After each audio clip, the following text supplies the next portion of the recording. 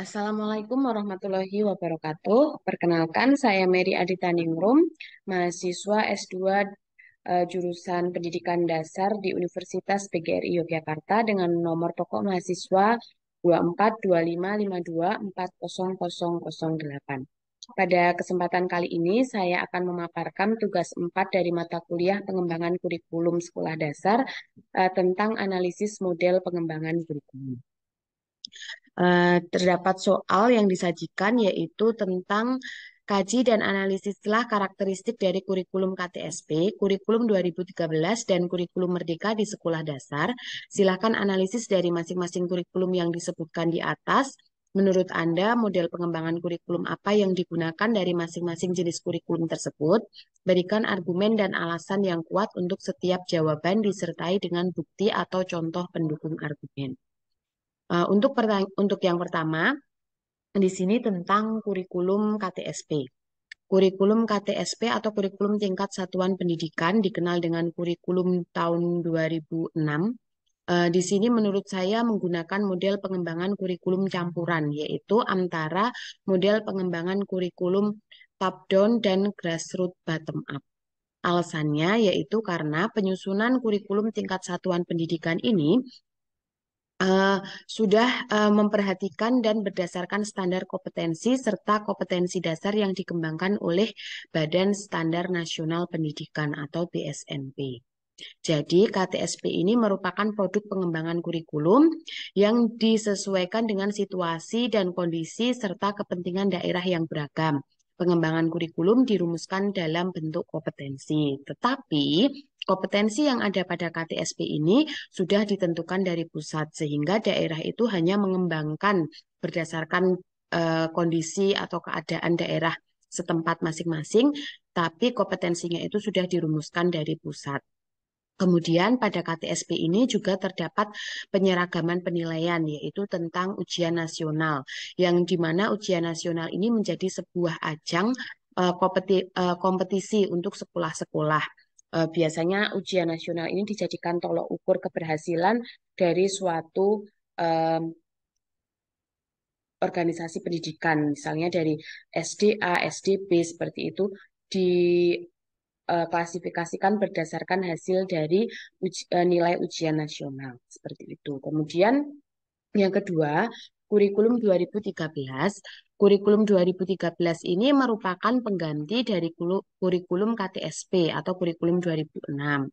Kurikulum 2013 ini dapat dikatakan sebagai sebuah sistem atau pendekatan pembelajaran yang melibatkan beberapa disiplin ilmu untuk memberikan pengalaman yang bermakna dan luas kepada peserta didik. Kurikulum 2013 ini merupakan kurikulum yang diberlakukan sebagai kurikulum nasional sejak tahun 2013-2014. Kemudian menurut saya, model yang digunakan dalam pengembangan kurikulum 2013 ini adalah perpaduan antara model Ralph Tyler dan model Hilda Taba. Alasannya karena di satu sisi pendidik itu diberikan kewenangan untuk mengembangkan rencana pelaksanaan pembelajaran atau RPP. Namun di sisi lain, guru melaksanakan apa yang telah direncanakan dalam kurikulum 2013 seperti penilaian otentik dan penilaian saintifik. Jadi menurut saya pada kurikulum 2013 kemarin kan guru sudah diberikan keleluasaan untuk menyusun rencana pelaksanaan pembelajaran, tapi guru juga terikat. Guru itu harus melaksanakan penilaian otentik dari penilaian sikap, kemudian penilaian sikap atau afektif, penilaian pengetahuan atau kognitif, dan keterampilan atau psikomotor seperti itu. Dan itu harus dilakukan oleh guru. Kemudian guru juga harus melakukan penilaian saintifik atau scientific approach di dalam pembelajarannya yang kita mengenalnya dengan 5M seperti itu. Jadi menurut saya guru diberikan keleluasaan tetapi juga masih terikat oleh oleh uh, atasnya seperti sudah ditentukan harus dilakukan seperti ini, apa penilaian otentik, penilaian saintifik seperti itu. Jadi sudah terikat tidak serta merta guru itu bisa melaksanakan semuanya secara uh, sesuai dengan kebutuhan guru seperti itu. Kemudian yang ketiga yaitu kurikulum merdeka. Kurikulum merdeka ini berawal dari pandemi COVID-19 di Indonesia yang ternyata berdampak pada banyak perubahan di berbagai sektor. Salah satunya adalah sektor pendidikan.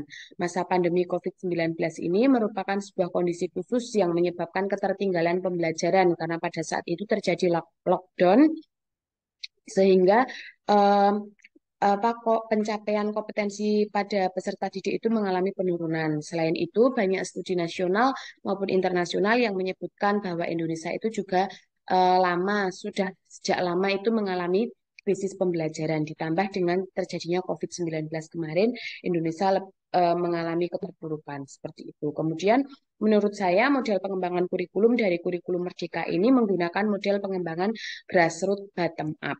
Alasannya, karena pada kurikulum Merdeka ini pengembangan kurikulumnya sudah melibatkan berbagai pihak dalam pengembangannya, mulai dari kepala sekolah, guru, murid, wali murid, komite, stakeholder terkait semua ikut dalam mengembangkan kurikulum Merdeka ini. Eh, Pihak bawah atau dari sekolah itu diberikan keleluasaan untuk membuat kurikulum operasional satuan tingkat pendidikan itu disesuaikan dengan kondisi geografis, disesuaikan dengan kebudayaan, disesuaikan dengan kondisi daerah masing-masing. Dan menurut saya ini sudah melibatkan berbagai pihak.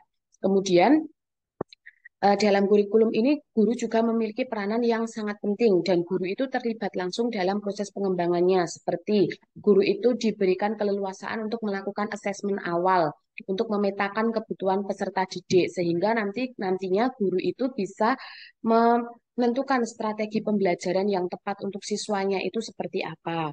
Kemudian eh, pada kurikulum Merdeka ini sekolahan juga diberikan keleluasaan untuk menyusun sebuah program-program yang bisa mengembangkan sekolah dan juga mengembangkan potensi minat bakat dari peserta didiknya. Dan itu juga eh, lagi-lagi itu adalah peran dari guru, dari sekolah, kepala sekolah, semua pihak-pihak terkait seperti itu. Kemudian dalam kurikulum Merdeka ini juga guru dituntut untuk memiliki kompetensi yang terus meningkat.